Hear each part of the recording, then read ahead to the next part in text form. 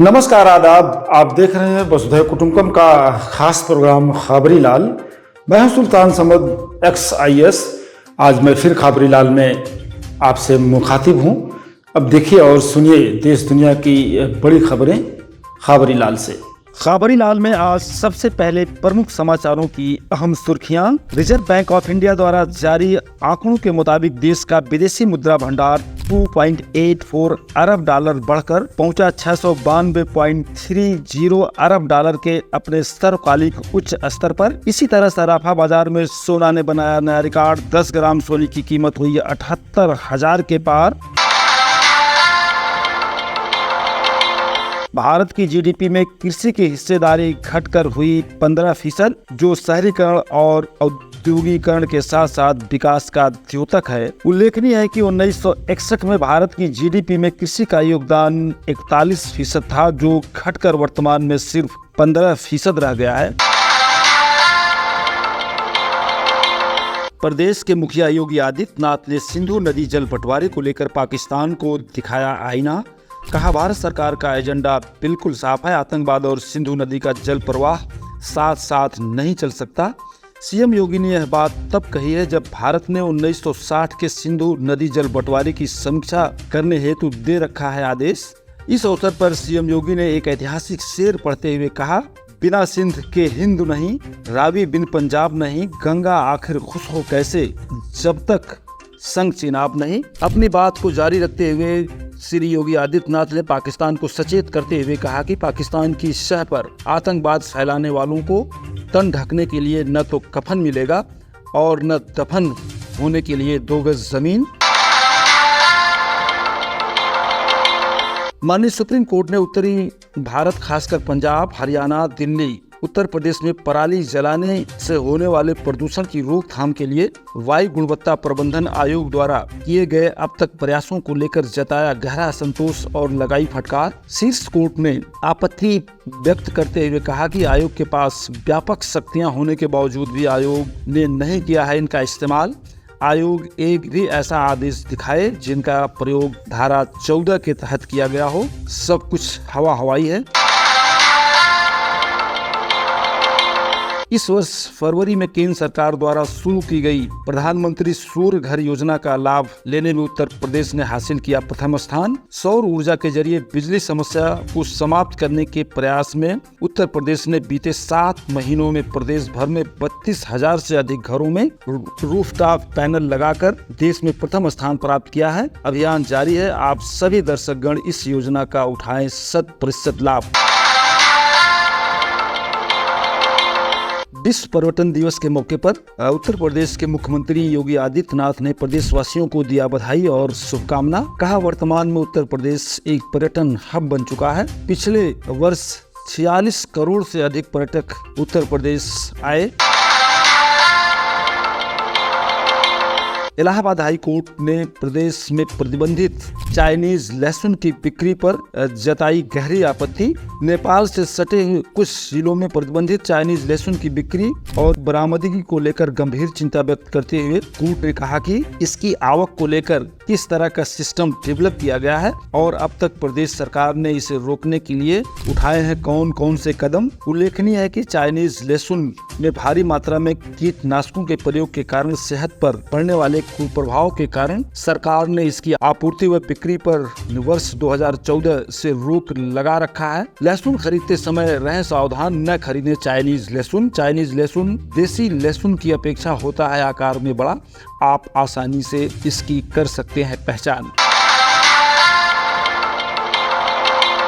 कुछ दिन पूर्व मतांतरण यानी रिलीजियस कन्वर्जन को लेकर इलाहाबाद हाई कोर्ट द्वारा की गई टिप्पणी को खारिज करते हुए माननीय सुप्रीम कोर्ट ने इससे संबंधित आरोपियों को दिया जमानत। उल्लेखनीय है कि इलाहाबाद हाई कोर्ट ने एक मामले की सुनवाई करते हुए टिप्पणी किया था कि यदि रिलीजियस कन्वर्जन वाले धार्मिक आयोजनों को नहीं रोका गया तो देश की बहुसंख्यक आबादी एक दिन अल्पसंख्यक आबादी में तब्दील हो जाएगी। Chief justice of India DY Chandrachud और जस्टिस मनोज मिश्रा की खंडपीठ ने हाई कोर्ट द्वारा की गई इस टिप्पणी को खारिज कर दिया।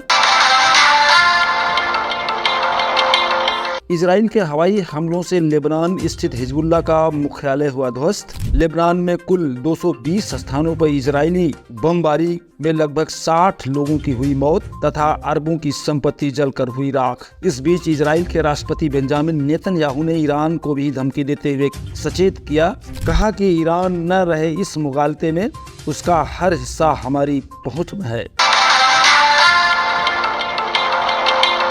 दवाएं क्रय करते समय रहें सावधान। केंद्रीय औषधि मानक नियंत्रण संगठन यानी CDSCO ने अपनी हालिया रिपोर्ट में बेहद गंभीर और चौंकाने वाला खुलासा किया है। रिपोर्ट में लगभग 50 से अधिक दवाओं के नमूनों को मानक गुणवत्ता का नहीं पाया गया। इसमें पैरासीटामॉल, पैंडी, कैल्शियम से संबंधित दवाइयां खास तौर से हैं शामिल। यूनानी व आयुर्वेदिक मेडिकल कॉलेजेस में प्रवेश लेने वाले छात्र एवं अभिभावक रहें सावधान। इस वर्ष मानक पूरा न होने के कारण NCISM यानी भारतीय चिकित्सा पद्धति राष्ट्रीय आयोग ने उत्तर प्रदेश के कुल 3 यूनानी मेडिकल कॉलेज व 17 आयुर्वेदिक कॉलेजों की मान्यता किया है निरस्त। अब ये कॉलेज इस वर्ष यूनानी व आयुर्वेदिक कोर्सेज में नहीं ले सकेंगे प्रवेश। उत्तर प्रदेश में धान की सरकारी खरीद दिनांक 10 अक्टूबर से होगी प्रारंभ, जो चलेगी 31 दिसंबर तक। धान के साथ ही साथ श्री अन्न योजना के तहत मोटे अनाजों जैसे मक्का, ज्वार, बाजरा की भी की जाएगी सरकारी खरीद। अब तक सरकारी धान क्रय प्रारंभ न किए जाने के कारण किसानों ने जताया है गहरा आक्रोश।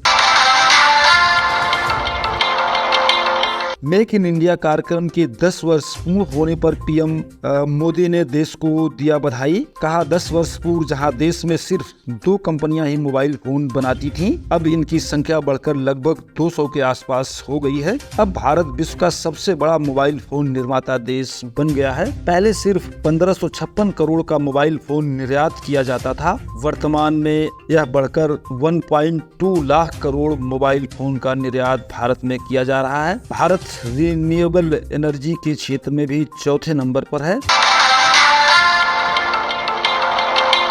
इंडियन स्टॉक मार्केट यानी भारतीय शेयर बाजार में भारत सहित विश्व के निवेशकों का बड़ा भरोसा। भारतीय कंपनियों के शानदार प्रदर्शन के कारण एशिया प्रशांत क्षेत्र में जापान के बाद भारतीय शेयर बाजार अंतर्राष्ट्रीय निवेशकों का सबसे पसंदीदा देश बन गया है।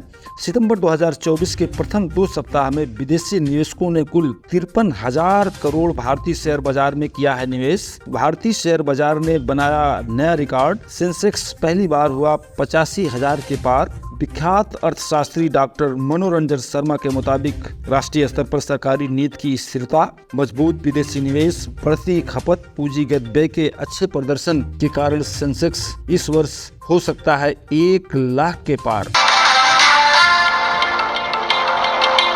खाद्यान्न उत्पादन में भारत ने बनाया नया रिकॉर्ड। फसली वर्ष 2023-24 में भारत का कुल खाद्यान्न उत्पादन 33.22 करोड़ टन पहुंच गया है। कृषि मंत्रालय के मुताबिक इस अवधि में चावल का उत्पादन 13.78 करोड़ टन और गेहूं का उत्पादन 11.32 करोड़ टन अपने उच्चतर स्तर पर पहुंच चुका है। इस तरह भारत में सबसे ज्यादा धान का उत्पादन वर्तमान में किया जा रहा है।